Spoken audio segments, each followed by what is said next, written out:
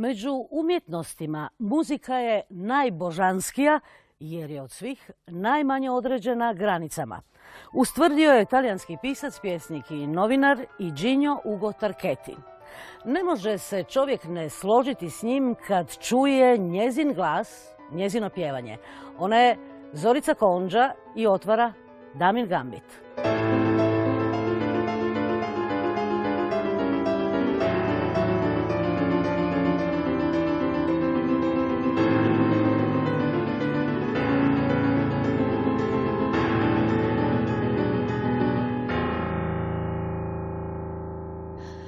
Zorica Konđa, Zore, za Olivera Dragojevića Zorka, a za znalce najbolje čuvana tajna hrvatske pop glazbe.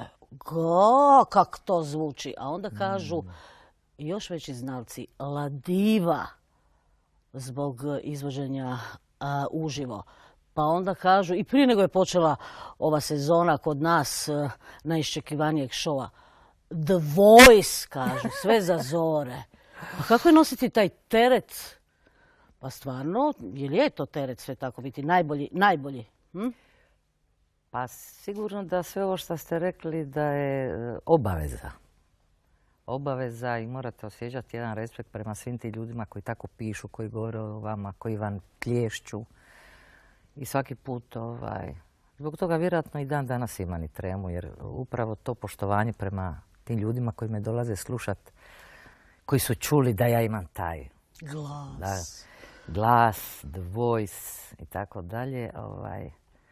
Dajem zaista sve od sebe i to mi je uvijek obaveza. Uvijek se bojim samo da mi se nešto ne dogodi, da nešto ne pogriješim, da mi grlo ne izda glas. Se to ikad dogodilo?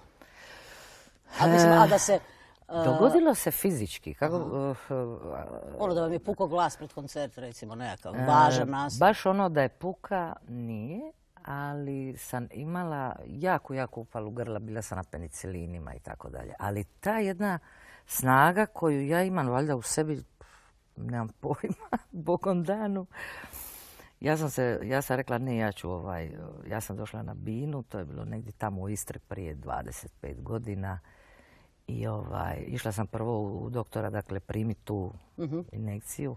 Ja mislim da je nešto bilo 1.600.000 kubika se tako zvalo. Onda gori, ovdje piše 1.600.000, ja vam nemam 1.600.000, ja govorim dajte mi dvije. Dva puta. U svakom slučaju sam primila injekciju, pa gori vi nećete moći pjevati. Ja govorim, ja moram pjevati, ljudi su tamo, ja to moram odraditi i tako dalje. I to je taj nerv jedan koji ja imam u sebi, tu jednu energiju. Ja sam to najnormalnije, još sam rock pjevala, dakle to je sve bilo tako i skakanje i svega. I sjećam se da je došla doktor i govori da ja nisam bio prisutan, ja ne bi vjerovao da ste vi to odradili. I temperaturu sam imala i sve. Dakle, smetalo je to meni sve, ali ne znam, zagrijala sam se, pa taj recimo povratna informacija, ta energija od ljudi koji su bili jako raspoloženi tu večer, sve mi je to dalo dodatnu snagu i ja sam opravdala to. Dakle, ne samo tada, nego je ovih 30 godina ja stalno to moram opravdavati, te komplimente koje mi ljudi daju. Sama sebi ili drugima? Ili... Da. Nisam očekivala ovo pitanje, pa nisam puno ni razmišljala, ali ja inače sve, kad dođete u neke godine, kad sazrijete i tako dalje, onda više vam nije toliko važno. Dođete u fazu, pa ne mogu sad vama cijeli život dokazivati, jel? Ali samokritična sam i nisam tolerantna prema sebi. Znači, šta više, želim uvijek sve bolje. Ne mogu reći, pa ja sam sve to sad napravila, ja sad mogu to isto kao voziti auto ili bicikl. Kao ne može bolje, ali može uvijek bolje. To su ipak kreativnosti u pitanju, emocije su u pitanju. Ljudi osjete kad to ne dolazi do njih, kad do njih ne dopire i osjećaju se. Ja osjećam da ih vara na neki način, jer nema tu automatizma nekog kao sad ja imam to iskustvo, ajmo mi sad to odraditi. Odradim lijevom nogom, kažu ljudi. Da. Nema toga, uvijek je iz srca. Svaki put je drugačiji, svaka pjesma uživo je drugačije otpjevana. Svaka pjesma ne traje, nema istu minutažu. Dakle, kad je kompjuter, kad je snimka, ona ima striktnu minutažu. Svaka minutaža, dakle, drugačija. Uvijek se nešto događa na toj bini. To je stvarno nešto To je stvarno umjetnost i fenomenalno.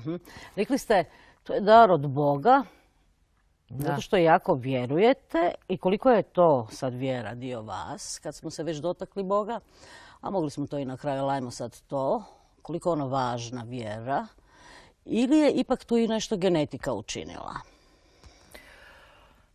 Pa ja vjerujem da je...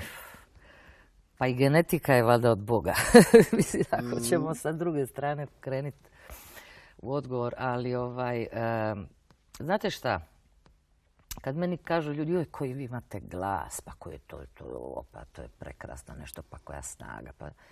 Ja uopće nemam osjećaj da sam ja za to zaslužna, kao što i nisam. Ja uopće nisam zaslužna zato što ja sad imam takav glas, jel?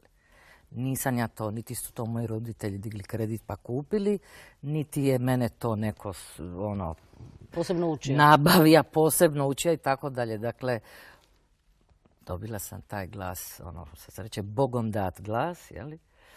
Ali je moja, dakle, obaveza bila da ja s tim glasom imam svoj neki put. Meni je s tim glasom zadan neki put, jel?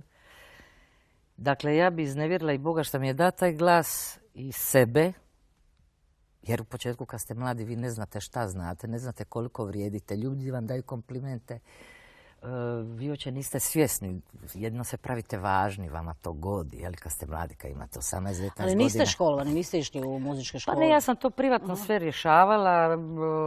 Bila sam u Londonu, imala sam kontakt sa jednom gospođom, poslije čula sam da je ona i sa Tino Turner radila. Ja tog momenta to nisam ni znala, ali to je bila čista jedna slučajnost, jeli? Međutim, ona je rekla da nema ona tu sa mnom šta raditi. Jeli? Bilo je nekih profesora u Splitu čak koji su govorili da sam dolazila kod njih na solo pjevanje i tako dalje, a nisam zaista. Nikad nisam išla na te... Vi ste bili kao njihova reklama, jel? Pa ne znam, dolazile su mi neke prijateljice, kolegice, kažu pa bila si i ti kod nje, bila sam, ja idem sad, ja govorim, ja nikad kod te profesorice nisam bila. Ali eto, ne znam, nema veze. Uglavnom, ja sam se zaista sama trudila. Ja sam slušala te svjetske pjevače, dakle... Rokerica ste otkrivala sam, da, bila sam rokerica, a s druge strane, recimo, sam otkrila Mariju Kalas, koja je do dana danas žena koja je primjer, recimo u klasici mi je Marija Kalas, vamo imate Aretu Franklin, jeli? Tako da su to sve žene koje di sam ja htjela vidjeti kako one rade, šta to one postižu, na koji način. Pa sam se ja pokušavala sam ja pronaći te neke, šta bi mi rekli, cake, na koji način oni to izvode. I onda bi uzela recimo te neke pjesme koje su mi bile izazov i dokle ih god ja ne bi postigla, da ih izvedem slično ili da dobijem tu jednu visinu i taj jedan raspon. Ja nisam prestajala, bila sam jako uporna i na taj način se radila. Prirodna mi impostacija, iako je mogu ja isto tako mijenjati, ako se radi o nekoj klasici, ja sam alt u biti koja imam dosta... A čak ste i nastupali u operi, za ne? Krvava svadba. Bili ste nominirani od Hrvatskog glumišta, to je veliki uspjeh. Znate kak ne vole glumci i režiseri da im neko izvana dolazi? Joj, sjećam se kad sam dobila ulogu, dakle, od Mirka Krstičevića za tu predstavu Krvava svadba. To je dakle bila opera, nije musical jer... Zaista su takve dionice, svi su operni pjevači, akademski pjevači su bili tu na sceni, osim mene, naturčika, ajmo reći, nisam ni glumica, niti je iko pomislio da ću ja dobiti ne ulogu, nego čak glavnu ulogu, jel? Ako dozvolite, samo bi skratila, dakle, maestro Homen je dirigirao s orkestrom, Zlatko Sviben je bio režiser i odmah su se oni ogradili od mene, onako. Da, nama su rekli da ćete vi biti, da imate glavnu ulogu i tako dalje, ali molim vas, nemojte, ja sam inače poznat da ja ne dajem komplimente i nemojte od mene očekivati neke komplimente i tako dalje. Za svaki slučaj, ja? Ja govorim, ništa vam ja ne govorim, niti mi tribaju baš. Sve u redu, ja ću se truditi da bude to kako treba, ako nešto ne bude valjalo, samo vi, ja govorim, mene ono, Ispravite, aha. kritizirajte kako god, jel? U svakom slučaju došla je premijera. On je vidjelo se, ma znate šta, ja više ne mogu izdržati. Ja vama moram dati kompliment i vi ste najbolji i vi ste mene oduševili. Jagore, tu sam vas čekala. Tako da mi je to zaista bila najveća nagrada. Ili, znate kako je kad vi dolazite nekako izvana kao neki uljez, jeli? Šta ćeš ti u mom teatru? Otkud ti sad? Šta ćeš ti tu raditi? Ti to ne znaš raditi, jel? Vjerojatno tako mnogi razmišljaju, ali dobro, zna se na našoj sceni ko to može raditi, ko to ne može raditi. Iako, evo, bit ću otvorena. Čini mi se da su kriteriji loši što se tiče i tih akademija, i glazbenih, i glumačkih. Ne znam, iako mi imamo prekrasnih, sjajnih glumaca koji me oduševljavaju. Njima isto fali teksta i priča, isto kao što mi imamo izvrsnih pjevača, fali nam dobrih skladatelja, jel? Eto sreće, vi si imate kućnog skladatelja, da ne velim privatnoga. Tako je. Joška Banova, jeli? Pa da. Kako nas dve brzamo, kad, eto, nešto ja vidim sebe u vama. U onom dijelu, ajmo brzo onda tu školu, nešto je slično. Škola nije bila ni jedna umjetnička, ali u svakom slučaju je zbog jezika zanimljiva. Dakle, turistička srednja, je li tako? To je bilo zanimljivo, ali isto tako zanimljivo u toj osnovnoj školi. Ja sam bila u toj nekoj, mi smo imali to jedno amatorsko kazalište, ja sam u Kašteljsku Ćurcu živjela. To je prvi od 7 kaštela. Tako je. I uvijek je ta bila jedna konkurencija sa tim ostalih 6 kaštela. Dakle, zadnji kaštelj je 7. koji je blizu grada Trogira. A prvi... Ovo je najbliži Splitu, je li tako? Tako je, nije to bila mala stvar. Mala je Splitska, je li? Mi smo prvi kaštelj do Splita, pa šta? Gori nije to pa šta. Gori vi morate poći kupiti postole u Trogir, a mi gremo u Split. bitno je, da. To je taj jedan duh, mora se samo dotaknuti toga moga sućurca i uopće ti kaštila, taj duh, taj mentalitet. To je nešto gdje sam se ja odgojila i gdje sam se ja naučila smijati, zabavljati. Gdje sam zavolila ljude, sve njihove mane i vrline. I nikad ne bi mogli živjeti u Zagrebu, na primjer, jel? Pa dobro, u ovome poslu se naučite živjeti i u New Yorku i u Londonu i svugdje. Ali zaista, najljepše je doma doći. Najljepše je doma doći. Ne znam, možda da živim negdje gdje je snijeg, možda bi mi tu bilo drago. Ali evo, hvala Bogu, sticajne okolnosti da sam se rodila zapravo u Splitu, da sam se rodila uz more. I to mi puno znači, to more mi puno znači, nekako osjećam se živa, zdrava, ne znam. Koliko put su vam nudili, kaže mi moja Anja koja radi, uvijek mi pomaže u pripremi, 3 put, najmanje 3 put su vam nudili inozemnu karijeru, kad smo već kod toga. Ajmo kratko vidjeti što je bilo s tim, šta je prevagnulo da ne odete. Prvi put je bio London, je li tako, taj koji smo spominjali, je li tako? Da, prvi put je bio London, pa je bio New York. A zapravo treća ta ponuda koja je bila u Njemačkoj, zapravo u Minhenu, mi je bila meni najdraža. I najbliža. I najbliža. Obožavam Njemačku, uvijek sam govorila kad sam se vratila iz Amerike, ljudi moji imate Njemačku kad šta bi naši rekli, brokirate u Americi. Uputiš se jedan dan iz Njemačke na noge pa stigneš doma iz Amerike. To je pravo Danke Deutschland, iako je to jedan drugi skladatelj i druga pjevačica. Dobro. Šta je bilo s tom Njemačkom onda? Tu ste bili još u doba... Da, to je bilo, dakle, opet ću pokušati ispričati priču. Tadašnji Jugoton je pozvao vlasnika produkcijske kuće iz Minhena da dođe pogledat malo Jugotonove pjevače na Splitski festival. Da je to dakle bilo 82. Dakle, to je još doba Stijena, je li tako? Tako je. Jel ste nakon Pirata bili solistica Stijena? Ma da, ja sam bila, da raščistimo, ljudi uvijek misle da sam ja počela u Stijenama, ja sam imala više grupa i prije i nastupa i tako dalje. Stijenama je u tom momentu su se i Stijene zapravo raspale, te stare, one su prije mene postojale 15 godina. I onda se dogodilo da je ovaj moj bend Pirati otišli su u vojsku, onda je bila obavezna vojska, ja sam došla u Stijene, a onda je došao i Malovan i Goran Taraš i svi ti mladi ljudi Ta sa mlađa puno ekipa. talenta, tako je. Stijena. Pardon, sa puno talenta, kreativnosti, entuzijazma.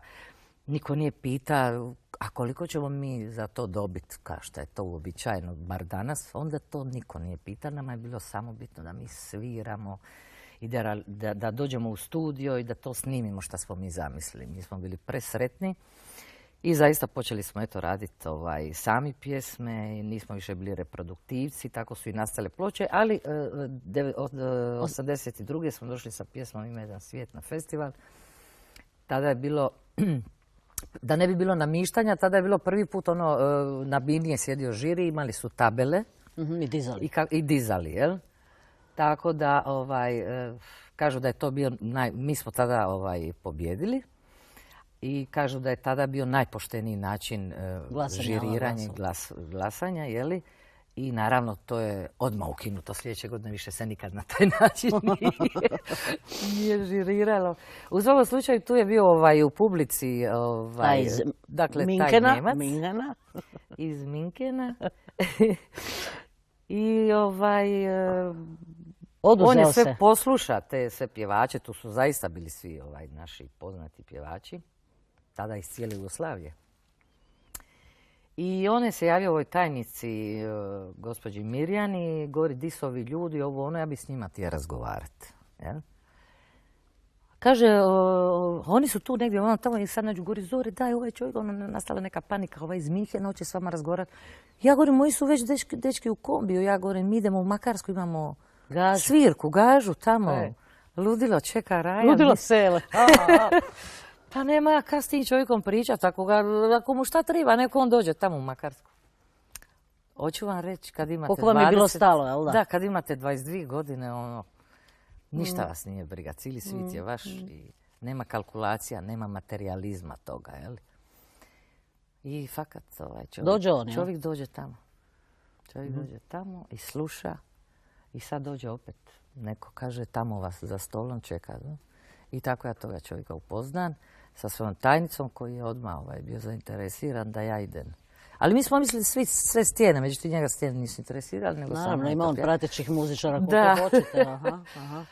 On je dakle, gledao samo biznis i takva ja onako idealista vezana za te ljude koje sam zavolila, s kojima radim. Pa di ću ja sad njih ostaviti i tako. A i oni su bili, jel da, malo ljubomorni? Pa nije im bilo baš svejedno, volili bi oni da idu. Ja sam rekla, bili oni mogli, govorim, ne, mi imamo dosta tih muzičara i tako, govori. Nije nam baš sad to potrebno, ali govori, evo, odmah je on napravio i plan, ja bi se zvala Aurora. Dakle, tajnica inače iz Istre bila. I ona je rekla, ništa, ja sam rekla, dakle, ne mogu sad o tome razmišljati, moram razmišljati, prebrzo mi se to sve događa što vi meni nudite. I, dakle, to je trebalo se raditi za englesko tržište i za njemačko. I ja sam rekla, dajte da razmislim ne mogu sad odlučiti. I oni su rekli, dobro, mi idemo u Istru, za 15 dana se vraćamo, ja ću vama donijeti ugovor i odlučite. Ja govorim, mislim se, to čovjek se više nikad neće vratiti, ali stvarno se čovjek vrati sa ugovorom. Baš kao u filmu, i penkala lipo, i ugovori, sve, i potpiši.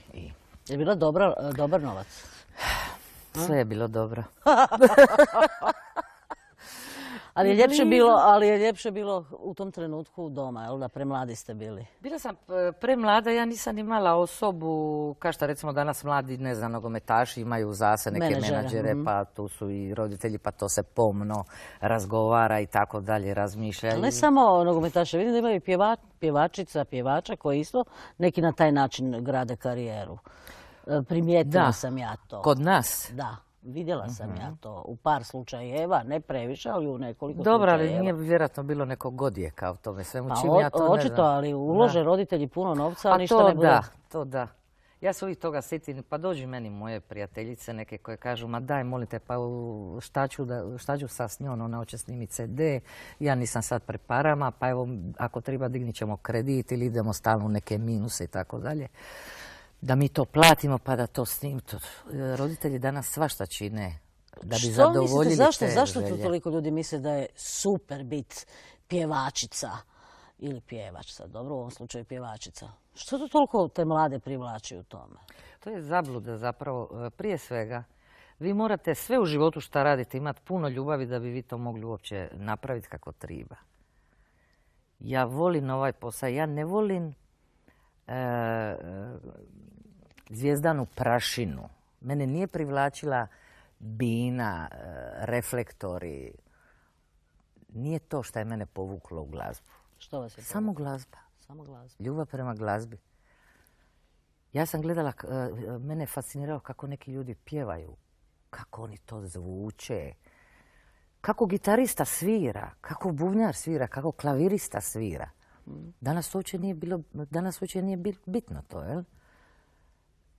Danas se zapravo glazba gleda, ne sluša, jel? U naše vrijeme nije bilo ni spotova, znači ti si mora slušati ili na radiju glazbu ili se mora slušati uživo, jel? Danas je sve i upside down i vrijednosti su poremećene i redoslijed je pomiješan. Dakle, danas vam mlada pjevačica, koja želi pjevačica, mlada cura, ona prvo snima spot, ima oko sebe šminkere, dizajnere i tako dalje, ima pozu, prvo izlazi na svim nekim stranicama, u svim nekim medijima, snima spot, a ne zna kako izgleda, ne znam, fallback ili razglas ili kao što sam ja znala kako izgleda i Leslie i razglas i spajala sam kabele i da bi šta prije stigla doma poslije svirke sam bubnjaru pomagala odvidavati bubanj i sve sam to prošla. Zapravo najbolji put je kad imate bend. Sjećam se jedne familije koja ima, danas je ta afirmirana cura, ona danas pjeva.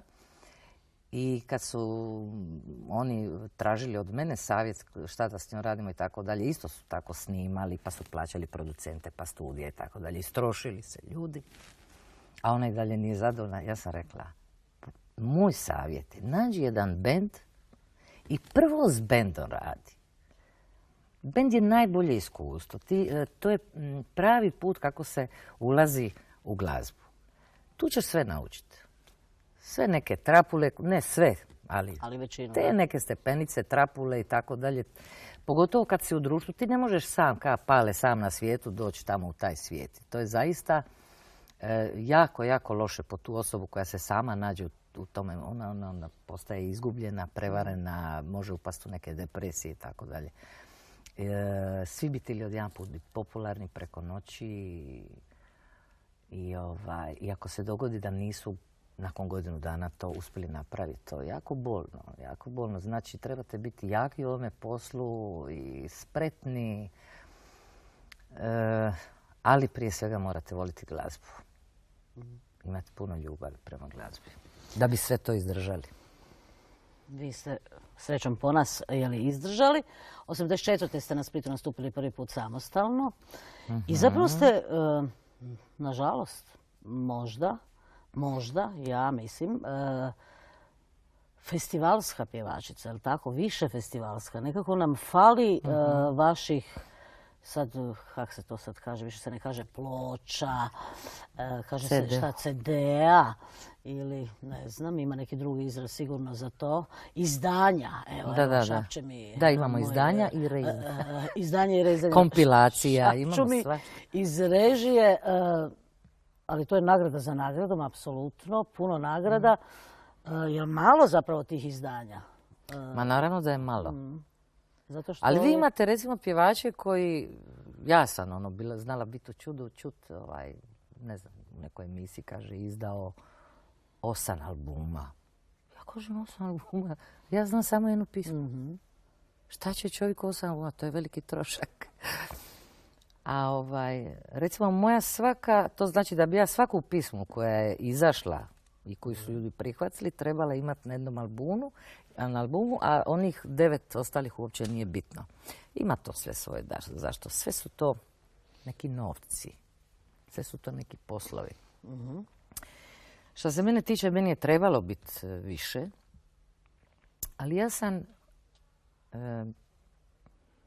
dakle, ja imam obitelj. To se je li vas usporila činjenica da ste, doduše vrlo uspješno, kombinirali karijere glazbenu i, nećemo reći karijeru, ali ljubav dakle, prema glazbi i ljubav prema obitelji. Je li vas nešto usporilo ili bi bilo drugačije da niste imali recimo 3 djece nego jednog sina samo? Jer bi bilo više tih Ili da se izdanja. uopće nisam udala. Da. Pa eto, nisam se ja udala, ali imam djecu. Može se to i Pa dobro, bez udaje. to se kaže udala.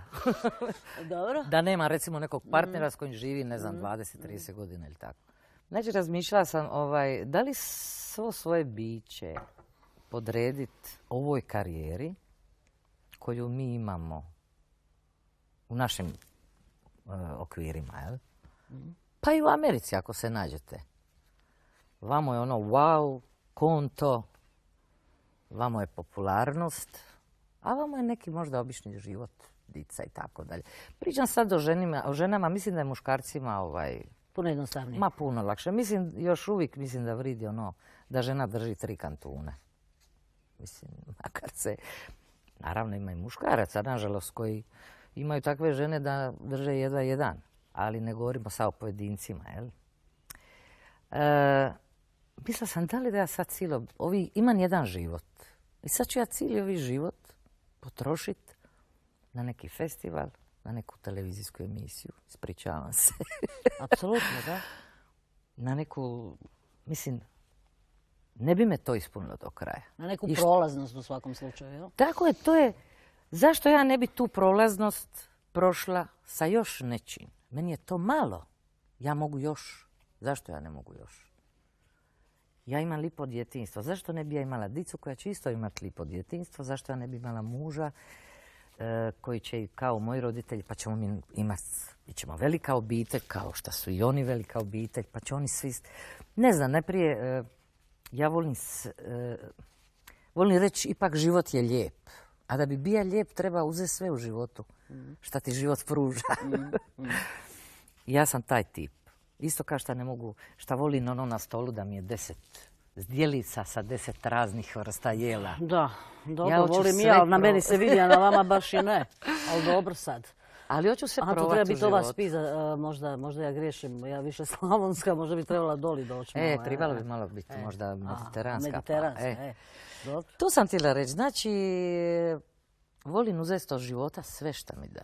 Ja ne želim ništa propustiti.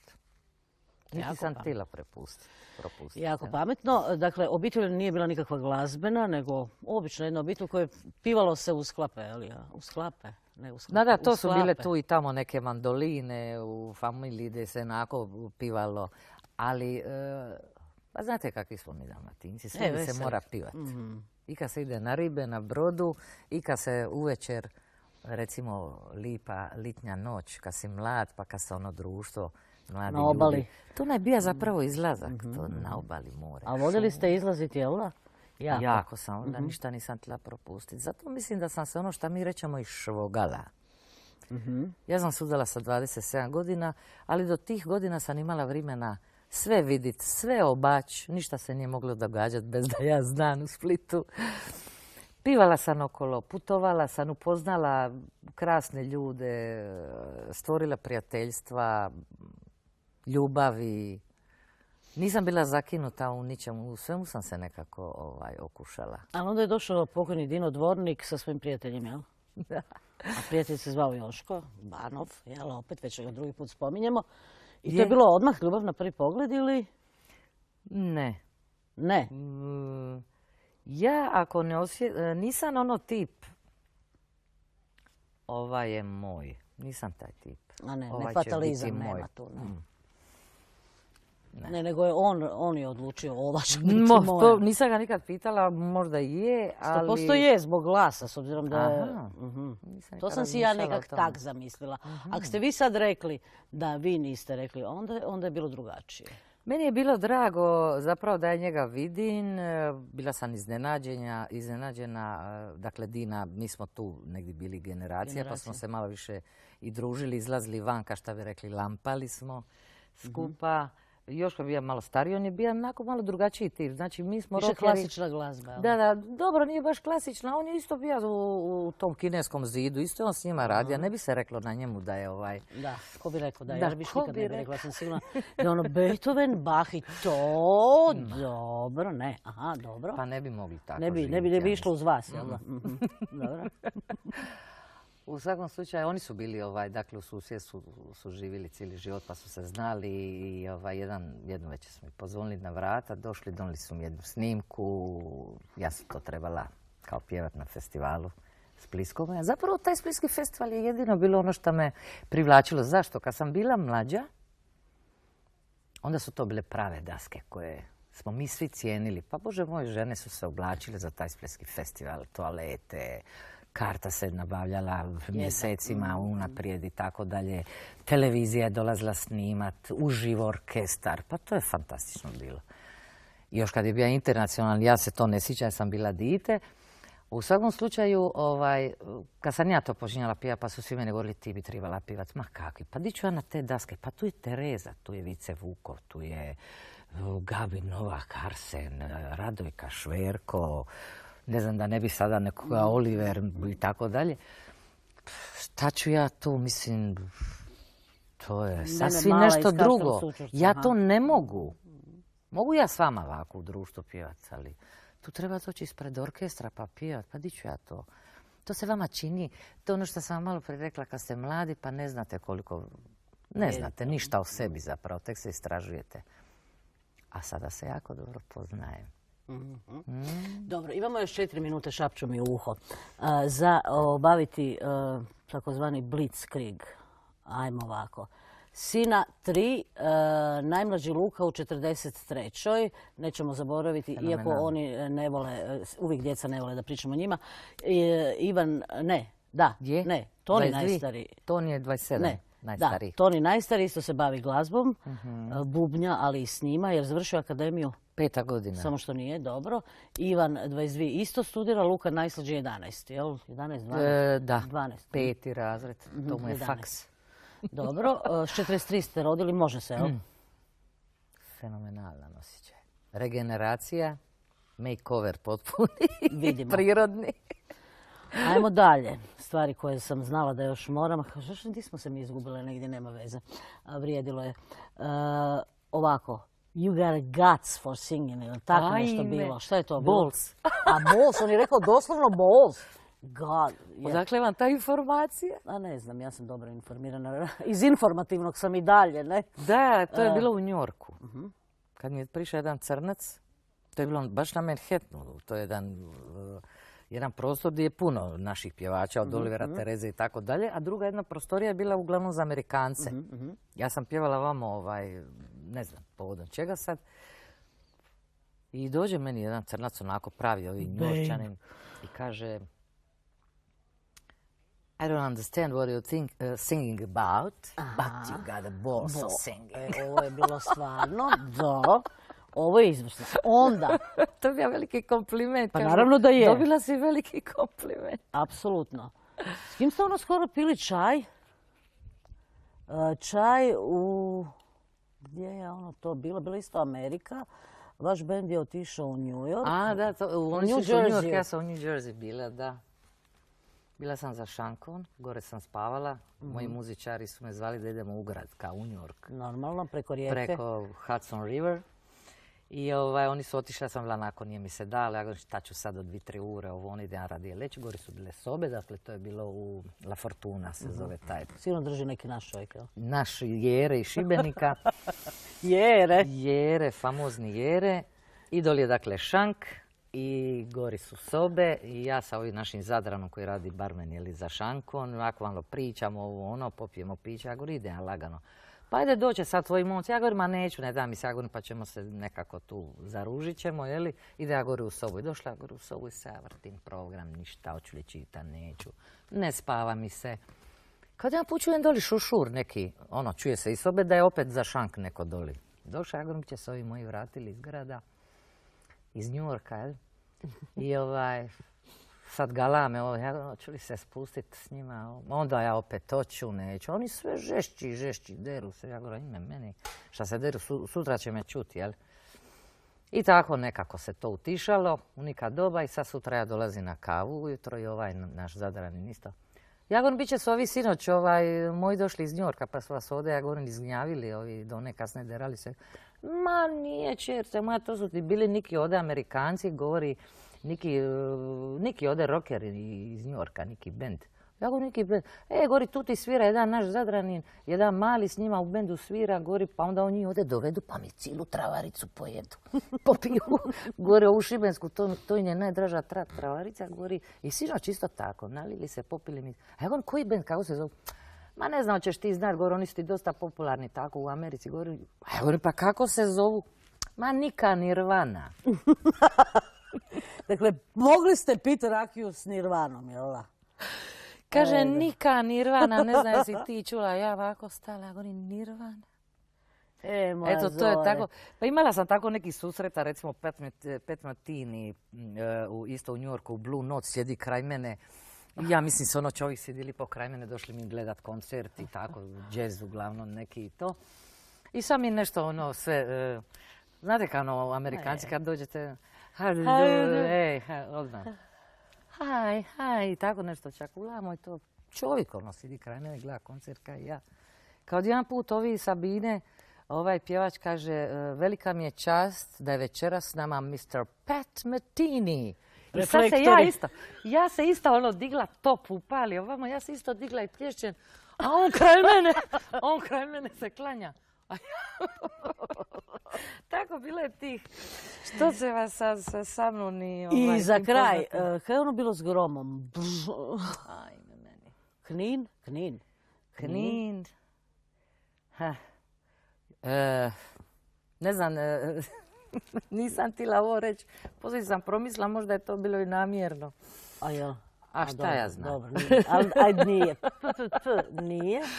Dobro. Ništa, padala je kiša, nije bilo uzemljenja, to je bila takva jedna dvorana, kakva je bila u to vrijeme. To su sve bili oni KP domovi, onim mistima, ako se sjećate, gdje se održavali ti koncerti. U svakom slučaju ja pjevam, dotaknem gitaristu. To ljudi znaju nešto faza nula, ja dotakla njega, on mene, on se spasija, a ja trese mikrofon ovako čini, to je trajalo vječnost, iako je to trajalo ono, ne znam. 12 sekundi. Da. Eto, strašno. nek ste vi nama preživjeli, gotovi smo. Strašno. Morate mi, neko se ušuljao u međuvremenu. Uvijek je tako tih. Vaš Joško Banov, čije pjesme su označile vašu karijeru i život. Je. Je tih je naročito ako ja spavam, onda se on ušulja, onda ga ja čujem. Dakle, u svakom slučaju sve njegove pjesme, apsolutno. Pa u zadnje vrijeme, iako ima i drugih autora koji su za mene radili, ali evo... On vam je nekako najdraži. Pa da vidim šta će sad reći. Sve se više i više osjećamo. Isto nedavno 35 godina karijere, vi 30, dakle stvarno, a i zajedno ste preko 30, jel tako? Da, preko 30 godina smo skupa. Upravo ta. Ja kažem, vjerovatno, puno ljudi kaže koji je izraz, mislite da nije odozdola, jel? Ne, nego koja je formula? Aha, koja je formula toga? Dobrog braka. Dobrog braka, te ljubavi, dugogodišnje i ovoga onoga. Onda sam došla do zaključka da je u biti dobar omjer njegov i moj mora biti dobar omjer loših i dobrih stvari. I to se ima biti kod nas posložila. Biće, a čuj mene, ja sad kao učim, kao imam još vremena, možeš misliti. Hvala. Imamo vremena za čut, pa ja moram reći, ima tu i zauvijek, ima jedan svijetal, a hvala što ste promijenili.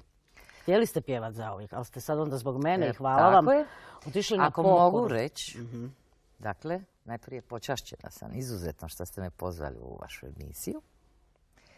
A druga stvar, iskoristit ću ovu situaciju, pa ću vam čestitati rođendan i za rođendan ću vam otpjevati pjesmu koju upravo vi volite. Zato ste, da. Falit će malo... Čestitka. Hvala. Falit će malo predivan glas Josipa Gende koji vas je pratio dugo, ali ja ću ga čuti tu. A sigurna sam i gledatelji. Evo, izvolite. Hvala lijepa. Polako, naravno, da ne padnemo. Idemo. Jeli?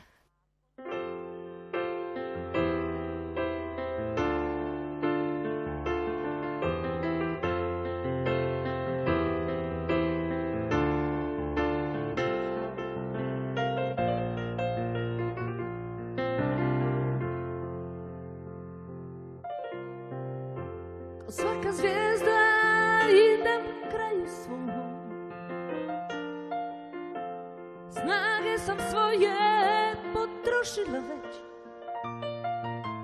i neću laži s nekim novim snom, jer gazio si svaku svoju riječ.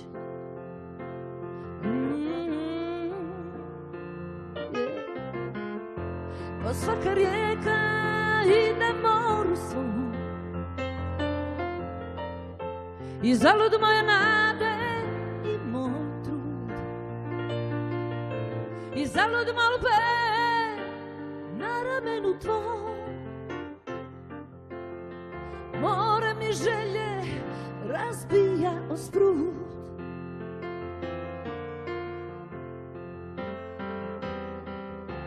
ti ostavljaš me samu, u tami raste strah i razbija se ljubav u pepeo i prah. U oči tuga pada, izbila ih je noć. Tebi je sve to lako, pobjeć i opet doć.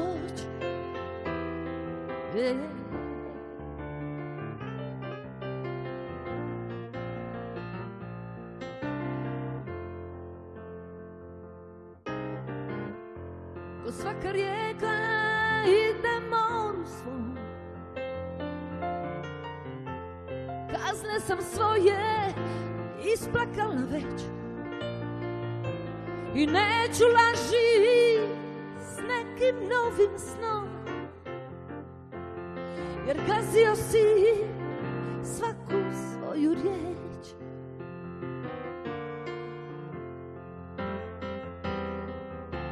U dušu pala mora, ispio si mi sne, burna smo prošli mora, pokora ljubav je. U oči tuga pada, izbila ih je noć. Tebi je sve to lako, pobjeć i opet doć.